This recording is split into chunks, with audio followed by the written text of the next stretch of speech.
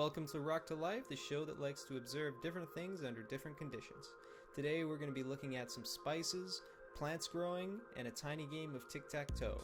One of my favorite things to do with my microscope is just looking at random things in my house, so today I decided to look at a bunch of spices, and this is what I saw. You can see a lot of the shapes are crystalline, very sharp corners and defined shapes, except for the paprika, which is pretty random. The video of this monkey face leaf plant only took about a day and a half to shoot because once the leaf decides to unturn, it's very quick.